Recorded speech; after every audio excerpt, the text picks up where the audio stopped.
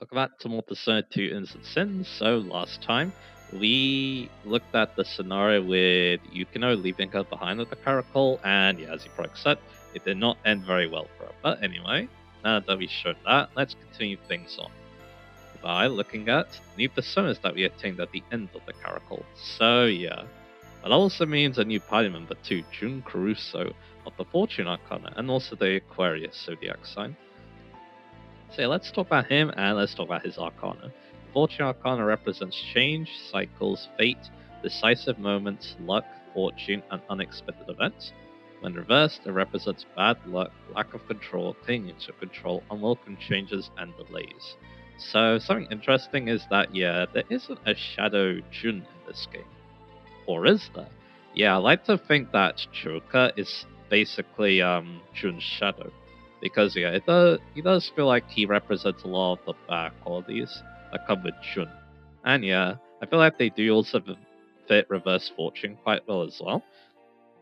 Like lack of control, clinging to control, unwelcome changes, all those really fit the situation that Joker or Jun was put into to become Joker, and also yeah, it feels like yeah he wasn't really in control considering his father and what he was doing. He seems to be the one in control, so yeah. But anyway, let's figure out how this fits Jun. So of course, one like small thing is that when Jun's father took the son away from Jun, he did say that Jun has escaped the Wheel of Fortune. So yeah, again, that's definitely like a more subtle thing, I feel like, but doesn't really, fit into Jun's character. So let's think about how it could. I feel like it does because due to the idea that the Wheel of Fortune is always turning, which shows that life is made up of both good and bad, and that the cycle cannot be controlled. And yeah, Jun has experienced many good and bad things in his life, from his time of being Tatsu's best friend to believing that Tatsu is the one who killed Maya. So yeah. Again, it's a bit loose, but yeah. It kind of just shows that yeah, Jun has gone through so much of his life. He's not able to control his fortunes as well because yeah, you can't. That's how fate goes, obviously. But yeah, he's always bounced back though, as we're gonna be. Well, I wouldn't say he always bounced back, but now that he has joined the fight, that's what he's planning to do. He's gonna turn, and he's also gonna make the most of our time together before the Wheel of Fortune turns again. Again, when you think about it really hard, I feel like yeah, you could definitely make some connections between Jun and the Fortune Arcana. Unfortunately, Fortune doesn't really tie into his hobbies because he has a lot of different hobbies, like astrology, for example. So yeah, because yeah, he's very interested in the zodiac signs, which will be important a bit. But anyway, now we talked about Jun himself. Let's talk at the persona. Actually, no. Before we do that, let's actually talk about how Chun works in battle. He's pretty similar to Yukino on the surface because yeah, they actually both use thrown weapons. Although in Jun's case, it's flowers because apparently yeah, flowers can hurt demons pretty badly. It seems if you chuck them really hard. And in terms of stats, though, Jun is interesting. Where I feel like he doesn't specialize in any stat. I don't think he's bad in any stat, to be honest. I feel like might lean more towards like Dex and Agility, but it's hard to say. I feel like yeah, you can basically let Jun do whatever he wants. He'll do just fine because again, he doesn't really have a bad stat to work with. So yeah, he does try a little bit lower leveled if I remember correctly too. We'll definitely find out in the next part. But yeah, if you really want to, you can give him one of your source items until he like catches up in level. That's not bad either. Maybe I'll consider giving him the agility source that Akichi has been rocking for a very long time. I guess we'll see. But anyway, now we talked about how Jun works and his Arcana. Let's go into the persona, Hermes. And yeah, this is the first time Hermes is a persona. He'll come back as a persona, Persona 3, which is very funny. But anyway, he is the youngest of the 12 Olympians and the master of the gods in ancient Greece. He is also the offspring of Zeus and Maya, which is why he has a stronger than Maya, because again, it's supposed to symbolize that, yeah, the fact that, yeah, Maya is the mother, Hermes is the son, shows that, yeah, Maya and Jun in this game, they have a very strong bond, I feel like, because again, Maya is Maya's first person, obviously. I also mentioned that, yeah, because Zeus is the father here, it shows that Jun has a very strained relationship with his father, as we've kind of seen. So yeah, because again, when I see Zeus as the father, and I, keep reading about all the bad things he's done, yeah, I think it kind of fits. So yeah, but anyway. So he created the first lyre and gave it to Apollo, who in return gave him the Caduceus staff, which is often used to symbolize medicine. And yeah, this is represented with Tatsu and Jun exchange gifts as a child, because the Apollo is of course Tatsu's ultimate persona. And yeah, seeing of the Caduceus staff too, you can actually see it with the persona's artwork too, which is pretty neat. But anyway, so Hermes' main task is to aid travelers on their journey and to guide the dead to the underworld, which could be related to Jun trying to help guide people to their dreams. Again, a bit of a loose connection there, but yeah, I thought it was pretty interesting. And yeah, Hermes switched to Fortune Archon due to constantly moving because of his role as a messenger and being a guide to the travelers, so he keeps moving much like the real Fortune. So yeah, there you go. So now let's talk about how the persona actually works. He's pretty basic, to be honest. Just uses wind skills, really. He has Garula, he even has Wind Slash, Magarula rank 6, and Garudai as a mutation skill. Everything else about him is alright. Sukukaja, of course, a boss skill that's not too bad, although it's not like an amazing boss skill. Illusion Zone, I guess you could use that if you want the blind, and then Rakam at rank 8. So, a lot of wind skills and a decent selection of support skills. Other than that, though, he's pretty basic, to be honest. He does reflect window, he's weak to electric. Null's dark, just not bad, considering some of the enemies are coming up. Resist light, never mind. So not too bad resistors, especially Forest Time persona. And yeah, like I said, yeah, if you really want a wind user, he's not a bad option. I do think he's a good persona to rank up despite what's going to happen soon. I was actually getting that Magarula. I think getting Magarula and then using enemies to explore next dungeons like that, I feel like that's a wise move. Anyway, the last thing I'll mention is the return item. Now, a lot of these personas, we're going to be talking about all of them, in fact, they're one-time fusions, so I wouldn't return them at all, even if the item sounds interesting, and in this case, yeah, the item is somewhat interesting, it's the Talaria. It's a foot armor that gives you plus 10 agility and 23 defense. It's not bad, but giving up Hermes for that seems like a bad move in my opinion, because all these ultimate personas are really good, to be honest, and have really strong niches. So yeah, I wouldn't return any of them for just, an item or a piece of equipment, so yeah. So yeah, that's mainly it. There isn't really much else to say about Hermes. He's a very basic persona. Not as strong as the ultimate personas, obviously, because yeah, we need to get Jun's ultimate persona, but luckily that'll be happening pretty soon. So yeah, and yeah, Hermes is a pretty interesting slime persona for him as well. And yeah, can't wait to show more of Jun as well. He's a character I really, really like. I feel like, yeah, as an endgame persona character, because yeah, these have a mixed reputation, I feel like. Like, you have Naoto in Persona 4. People really like Naoto, but then people don't really like Haru in Persona 5. But I feel like Jun, he's not bad. I feel like he's not bad when it comes to the scale of late joining Persona characters, even though, yeah, he joins pretty late, to be honest. So, yeah. He joins pretty late, but yeah, it's fine, I feel like, because again, we have seen him throughout the plot, considering he was Joker, so yeah. And a lot of what happens is because, yeah, we were trying to chase up the Joker. So again, yeah, I do like his role so far, and yeah, I like what he gets up to after this. Again, he's a character I quite like, and I also really appreciate his relationship with Tatsuya too. They're very, very close, as we're going to learn about more as well. So yeah, again, very interesting character. I don't know if he's my favorite in this game or not, hard to say, but yeah, he's always a character I really like to see. So yeah, but anyway.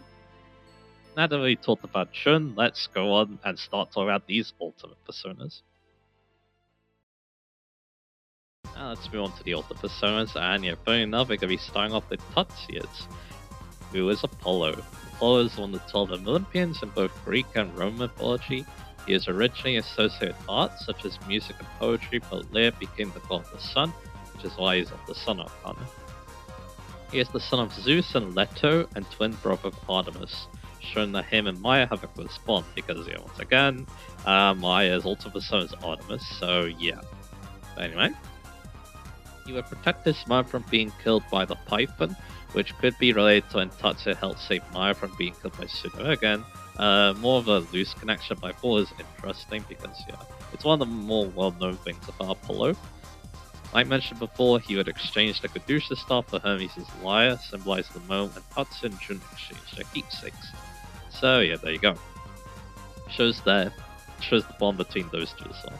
Anyway, another thing I did read about Apollo 2 is the design. Apparently, he looks like a circus ringleader, which could relate to the fact that yeah, Tatsu is the leader of the group, much like the ringleader is, the leader of his group. So yeah, I thought it was interesting. To me, he looks more like a superhero, so maybe a callback to Featherman and stuff. I'm not so sure. But anyway, let's talk about it. So there's a couple of things to talk about with these Ultimate Personas. So first off is the fact that they have a lot of weaknesses. In this case, Tatsu is actually to water, ice, and dark. Which, yeah, that seems a bit boring, but there is something you can do about this later, so we'll definitely be able to show that. And also the high SV cost. These personas are pretty high level. At this point, you're probably not even high enough level to summon a persona of that level. But yeah, it is good though, because it means that yeah, you have these really strong personas that you can just whip out whenever. But yeah, don't feel pressured to whip them out immediately. You can always wait until you feel like you're ready. And yeah, obviously the Abandoned Factory can also help if you want them to learn a few skills to start with. And speaking of which, I do recommend getting maybe Gigantic Fist on Apollo for something later basically. And luckily that's only rank 2, so you don't have to work that hard. Anyway, that's for other skills though. Actually, yeah, we can look at what is good about the resistances, I guess. Nulling Fire is good, Nulling Light is good, and Nevermind is even null too, so not bad. But again, like I said, the high amount of weaknesses though is a bit concerning. But again, like I said, we'll be able to do something about that later. But anyway, so let's look at these skills. And again, yeah, being a high level persona, they're pretty good. He has Agidyne, which is of course pretty good as a starting skill. Gigantic Fists are quite light, to be honest. It does seem that yeah, Tatsu doesn't always need to use Pegasus Strike. It's good though, that's what's actual. But yeah, you can also use this too, and it's not bad either. If you're using tarot cards and stuff, then Akechi could be the one using the Pegasus Strike with Naisha, so yeah, it's not that bad. The card is interesting. Enemies don't buff that much to my experience, but yeah, again, if they do, then well, you have a good option for that. Then it's Freya, which is good because it can be combined with some spirits. For Kagasuchi, that's not bad, although he does get Freyadyne as a mutation skill, so yeah, you can also use that if you want to do some nuclear damage. Nuclear damage is alright in this game, from my experience, but yeah, you don't have to use them if you don't want to, because yeah, you also get Miragidyne, also good with Fusion Spell because it allows you to use Meltdown, obviously, if you have an Almighty and another Fire skill, so yeah. And then finally, every Ultimate Persona gets a unique skill. These are actually pretty decent. Although yeah, Tatsu's is one of the more tame ones. It's Nova Kaiser, dealing high Almighty plus light damage to one enemy. So interesting enough, in the PS1 version of this game, it was incorrectly deemed a nuclear skill. So yeah, but it is actually Almighty. So yeah, these skills are not bad because yeah, they do as you see here, yeah, it does Almighty plus light damage. So if the enemy is susceptible to both, you can see them taking quite a lot of damage, especially if you have like a Makakacha. So yeah, not bad skill, though weirdly enough, Tatsuya's skill is only single target, which is definitely a bit strange, but again, it's not bad. But yeah, you're gonna see most of its use if, again, the enemy is susceptible to both Almighty and Light. If they're immune to one of them, it's not as grand. You might be better off using like Miragidyne, for example. Or, of course, if the enemy doesn't like physical, Gigantic Fist will do the trick, so yeah. But anyway. So again, in terms of skills though, yeah, Apollo has it quite good, so I quite like him because of that. And then finally, the return item, again, I don't recommend getting this, is the Golden Beret. It's for Maya only because I'm pretty sure it's supposed to be like a gun or something to help her using her guns, because yeah, it gives her attack plus 30 and also improves her aim and crit, which is cool, but Maya's not really what I call a physical attacker, so yeah. Again, I doubt that this is going to be a good piece of equipment to give her, so yeah. So I wouldn't, instead keep Apollo around, especially because yeah, you may want to just keep using Apollo as much as you can, even if, yeah, there are definitely some other good personas to touch to use, like Durochana, for example. That's an even higher level Sun persona, and even has some like light skills on its side too. But yeah, Apollo though, if you don't know who to use a toucher, I recommend using Apollo. So yeah, because getting more stats on Apollo might be useful in the future, let's just say. So yeah, definitely remember that. And yeah, because of that too, it makes returning him even worse. So yeah. So that's really all there is to say about Apollo. Again, very solid persona, one that, yeah, you definitely want to remember that he's around, and yeah, maybe how to use him quite a bit as well. So yeah, again, I like him quite a bit. Interesting persona too to learn about as well. And yeah, a pretty decent attacker as well. That definitely seems to be what he's aimed for. And yeah, if you spec your Tatsu like I did, mainly going for the strength and dex, then yeah, Apollo's gonna definitely do a pretty good job. So yeah, that's really all there is to say. So let's move on to our next Ultra Persona. Now let's look at Lisa's Ultra Persona, who's going to be Venus. Venus is the goddess who presides over love, beauty, desire, virtue, sex, fertility, prosperity, and victory in Roman mythology. She is one of the principal Roman deities and is even considered the ancestor of the Roman Empire. The focus on love, beauty, desire, sex, fertility is why she is part of the Lover's Arcana, alongside the fact that she's married to the god Vulcanus, which is saying for Lisa is a crush on Tatsia. Of course, Vulcanus is Tatsia's line persona, so this is quite fitting. Venus is described as flirtatious, crafty, smart, and free as the wind, as well as being very competitive, which are aspects they can see with Lisa's interactions with the other characters, like being flirty around Tatsia and being competitive around Akichi. So, personality wise, I feel like they fit quite well. But anyway, symbols of Venus include scallop shells, doves, dolphins, pomegranates, pearls, mirrors, and girdles. And some of these symbols are seen on the persona's design, especially the scallop shells, which you can see at the top, even on the legs too.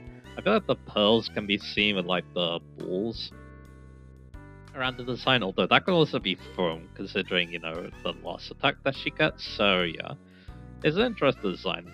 More of a watery design than Earth design because yeah, she's actually a water or Earth-based persona. I should be saying, technically speaking. So yeah. So let's go on to that now. Yeah, like I was kind of hinting at, yeah, Venus feels more like a water user than an Earth user, to be honest. Game Aquadyne at rank 1 and also Malacodyne at rank 4. Although she does get Malacodyne at rank 4, so yeah. Well, I think I meant Malacodyne rank 6. Malacodyne's rank 4, so yeah. So that's actually pretty good though. It does mean that yeah, Venus and Lisa can be used with a lot of different fusion spells, of course, the water and the earth one. So yeah, that's pretty convenient, I should be saying. So yeah. Aside that though, she does have a decent support niche because of mid-air armor. Of course, full pie healing's nice. Again, a lot of weaknesses though to start with. Being weak to wind, ice, and dark. But she does null Nevermind, nulls light, nulls earth. So not too bad to start with, but yeah, could be a lot better. But luckily we will think about improving that later. But anyway. So anyway, as for other skills, Glamorous Stance is there if you want to charm all enemies. And finally, of course, the one we're most interested in, Foamy Lover, a unique skill, dealing high earth plus light damage to all enemies, and it may charm. This is not bad either. Again, if the enemy is essential to both these, it can do quite a lot of damage, and in random encounters, charming the enemy for quite a high chance, to be honest, that could be decently useful. So yeah. So again, pretty decent skills to have around. Again, if you don't feel like using, I should say, these skills are definitely the way to go, because again, they hit all enemies, which is better than, yeah, the enemy group that something like Magnadyne does, and of course, there's also the light damage the enemies essential to that, and also the high chance of a status. So even if the power isn't as good, again, I still think that there's definitely a lot of use of these, as long as, yeah, you don't want to use the fusion spell. I feel like, again, this could be, very dependent on what you're fighting, but generally speaking, yeah, I think this is definitely quite nice for bosses where, yeah, I feel like fusion spells aren't as useful, so yeah.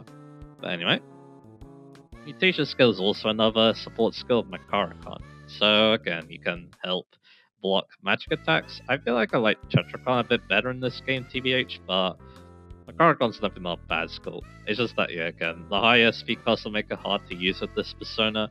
And yeah, again, I think Tetracon has more use in this game because it's pretty easy to repel all magic. Because a lot of magician personas could do that, a lot of other personas could be immune to magic too. So yeah, again, I don't find it as useful, but again, it's not a terrible skill. But this will always have some kind of niche, I feel like. But anyway, so then, yeah, let's go on to the return item, a blessing card. Blessing card is Medea Rahan. Not bad, but again, I think the persona is way more valued than just Medea Rahan on the persona. Even if she doesn't get it, Medea Rahan is still quite a powerful healing skill. So yeah, especially because in that, yeah, the stats are pretty good. And yeah, just in general, yeah, Venus is a pretty solid persona. I feel like more offensively than supportive, which is kind of weird. But again, Medea Rama, you can never go wrong with that. And yeah, the double Muddyne skills, that's obviously pretty amazing too. For fusion spells, again, she's pretty decent. I can definitely see why you would really like this persona. Considering that, yeah, again, quite versatile, can heal a full party. Flamey Lover's pretty decent too, and yeah, outside of that, yeah, she's alright. I quite like her, to be honest. Again, decent ultimate persona, definitely not my favorite, but yeah, she gets the job done, and once again, very versatile too, considering, you know, she can heal, and she could attack with 2 elements, which is kind of rare for these ultimate personas, I feel like. Or 2 main elements, I should be saying, because yeah, they generally can attack with multiple elements, it's just that, yeah, you don't really see them attacking with the 2 main elements, like here. So again, quite interesting. So yeah, that will be that for Venus. Don't really have much else to add with her, so let's go on to our next ultimate persona. Now, this is one I can't wait to talk about, to be honest, because yeah, it's a really cool idea for an altar persona, and also a demon you actually don't see that much in this series, which is very odd considering how famous this deity is. Hades, king of the underworld, I guess you could say. So yeah, he's known as the Unseen One, and is the king and supreme ruler of the underworld from Greek myth. This means that he rules the dead alongside his assistants Minos, Aeacos, or Aeacos, and Rhadamanthus. And alongside them, he judges the human souls who wander to the underworld. So something interesting is that, yeah, Hades is another name for the underworld, so I kind of actually got that mixed up when talking about Rhadamanthus, so that's kind of funny, but anyway. So yeah, Rhadamanthus, after he died, basically, he then became a judge in Hades. That's what I should have said before, but again, I got it a little bit mixed up. That's okay. But anyway, the association with death is why he's part of Death Arcana, and he evolving for Rhadamanthus' thing since he is one of Hades' assistants, as we said. But anyway, so Hades, one of his most famous tales is when he abducted Persephone, since Zeus wanted these two to be married because he's Zeus. But anyway, demon to demand that daughter Persephone is released, which Hades did, but not before giving Persephone a pomegranate on the way back, which bounds her to Hades and the underworld. And every half or third of the year, Persephone must return to Hades. And something kind of funny is that Hades can talk to Demeter, and then after the conversation, they get enraged because this story. So I see a kind of loose connection with Akechi here, because when Akechi describes his attractiveness, it kind of fits with how Akechi describes his attractiveness and girls falling for him.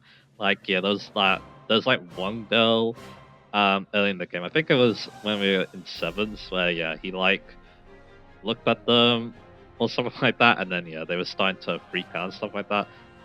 Again, it's a very loose connection there, but I thought it was funny to showcase that. But now let's look at a more solid connection. Hades, despite being associated with death, was portrayed as passive and altruistic. It was never portrayed negatively in his mythology, as his soul is often maintaining relative balance. He was also depicted as cold and stern, as he held all of his subjects equally accountable to his lords. And yeah, I do think this fits Akechi's character quite well, since on the surface he doesn't seem that good of a person because of his, narcissistic personality, but deep down he is a very caring person and looks out for his friends. So yeah, again, I think that fits quite nicely. Anyway, the design is interesting to think about as he covers his head due to being known as the Unseen One, and wears a dark gothic fashioned robe which sinks into the Adroni of Visual Rock, which Akechi doubts in. So again, it's interesting to think about how these designs, link into the character and the persona. So yeah. So like I said, yeah, Hades is definitely an interesting figure to do research on. But anyway, as a persona, again, he has a lot of weaknesses. Weak to fire, nuclear, and dark, which is weird because, you think he'd be immune to dark, but unfortunately not. But at least he does null, love, and mind, and light, so that's not too bad. And of course, water as well, because yeah, he is the water user of these sorts of personas, despite the fact that, well, Venus could also do that, but hey. So he likes water skills, obviously. Malakas is what he starts with. He gets Malakadine rank 6. Of course, dark skills are also interesting too because he gets Mamudo, and the mutation skills Dark Verdict. So if you find an enemy that's weak to dark, this could do a lot of damage to them, or may instantly kill them as well. So yeah, not bad stuff. Might not be such a bad skill to use if you don't want to fuse, because unfortunately it doesn't fuse with anything, which is kind of a shame, unless it's just being used as a dark skill. Anyway, Marin Current's kind of funny again, kind of fits Akichi a little bit. Zundine is actually quite useful because having an almighty attack is definitely useful when we're going to be throwing around these Mardine fusion skills around, so yeah. And of course, Malakwadai can also help with that, but then there's also his final skill, Bloody Honeymoon, which deals high water plus light damage to all enemies and it makes fuse. Again, not bad, especially if the enemy, once again, is susceptible to both water and light. So, again, not a bad attack to use at all. And then, yeah, we already talked about the mutation skill Dark Verdict. So again, he's a decent attacker. I kind of wish he got more physical skills because his attack is pretty good, and of course Akichi is quite good at that, but hey, not a terrible skill set at all. And then, yeah, the mutation skills of Torrent card. Torrent, I believe, is Malakadine. So, again, I don't find that very useful because you can just, get another person Malakadine or even use Hades for it. So, yeah. I'm not the biggest fan of that. But yeah, again though, Hades, like I was kind of hinting at the start, yeah, it's very crazy to me that he hasn't really had another appearance in the series outside this role in Persona 2. Because again, he's pretty popular, it feels like. So yeah. So again, very strange. So I wouldn't mind seeing him make a return in an S&T game or even a Persona game. So is he could be fun as like a villain or something like that, or even like an anti-hero or something like that. I'm not so sure. I feel like villain fits the best considering the role I most associate with Hades, of course, Kid Icarus Uprising. So yeah, he was great in that game. let's just get that out there. So yeah, definitely a great character there. So I wouldn't mind seeing Hades maybe play more SD games. It would be cool. Because again, very popular figure in Greek mythology, so again, it's very strange that they're not here, and of course, they fit really well with the Death Arcana, obviously, as well. So, yeah, again, very interesting figure. Again, kind of wish that, like I keep saying, S&T decided to use him a bit more, but at least Akichi gets to say that, yeah, his Berserk is the king of the underworld. So, yeah. So now we talked about him, yeah, let's go on to our last persona for today. Our last altar persona for today is going to be Maya's altar persona, Artemis. Artemis is the virgin goddess of the hunt, childbirth, and the moon. She is one of the 12 Olympians, child of Zeus and Leto, along with her twin brother Apollo. Associated with the moon is why she's part of the Moon Arcana, and with Artemis and Apollo being siblings, it shows that Tatsuya and Maya have a very close bond. So yeah, like I mentioned before, despite being a virgin goddess, scholars have linked Artemis to the archetype of the mother goddess, due to Artemis being linked with fertility and assisting women with childbirth. So being seen as a mother goddess would fit Maya being the big sister of the original Mass Circle, as well as being seen as a mother figure there. So yeah, I feel like that does fit quite well. But anyway, Artemis is well known for not being affected by Aphrodite's manipulations due to being a virgin goddess, and she was uninterested in men and instead spending time hunting with her female companions, like Callisto for example, which could be a loose nod to Maya saying she is married for work. Again, like I said, the loose connection, but I've always interesting. In terms of design, well, one interesting about Artemis, or more infamous, is that yeah, some of the older designs, they were interesting to look at, let's just say. But in this game, I feel like the design's pretty neat, and the basis of it's also kind of neat too. Her design seems to be based on the spacesuits that were worn by the astronauts for Apollo 11, with the mirrors in the design looking like the lunar module Eagle, which is used for the Apollo 11 mission. This can tie into Artemis being associated with the moon, as well as the Moon Arcana, and another reference to a sibling Apollo. So yeah, there you go. Again, I think that's a pretty neat reference right there. And yeah, it's much better than what came before in the design, let's just say, so yeah. But anyway, as a persona, let's just say that Artemis is a bit more complete when compared to the other personas we've seen so far. We've seen those resistances. Again, she has that very good resistant line where she reflects all magic but is weak to all physical. Again, being weak to physical, it's a bit annoying, but it can be shored up with Roku charges, or even the Tetracon too, but I don't think we need to go that far. And again, repelling all magic, very strong stuff. It basically means that yeah, the only thing that will hit you on the magical side is non-elemental stuff, which you'll only see at the end of the game. So yeah. And yeah, stat-wise too, I do like what I'm seeing with Artemis 2, once again, lots of decks, and the other stats are also pretty decent too. Very good fit for Maya. But anyway, to start out, she's a bit hard to get off the ground, mainly because she has Bufala. But once you do get off the ground, you'll get Diamond Dust at rank 3. The main thing to do with this is fuse it with Summon Spirits, because yeah, that's another new skill you can actually get, so that's cool. I'll definitely show that once I do get Artemis to rank 3. Theoran is a healing skill. I do prefer group healing, but I guess full HP to 1 eye isn't the worst thing in the world. But again, though, I kind of wish this is either Medea Rama or even Medea Ryan. So yeah. Then there's Greedine. I like this because again, almighty skill, and yeah, if a last skill isn't super effective, then yeah, this is definitely our best damage dealing skill, in my opinion. And then on that's Rakantra. So Rakantra is not bad in this game, where yeah, you sacrifice yourself, and then your reservoirs get revived and recover to full HP. So yeah, if things are looking bad, you got like insta-killed a lot, then yeah, Rakantra can help come in. It's just that yeah, you do need to revive Maya after using it, and yeah, Secret Rakantra, the sacrifice card that Artemis returns for, is also Rakantra. So we saw that before already. So yeah, I don't think it's worth killing off Artemis for it, to be honest. So yeah, I'm not the biggest fan of that.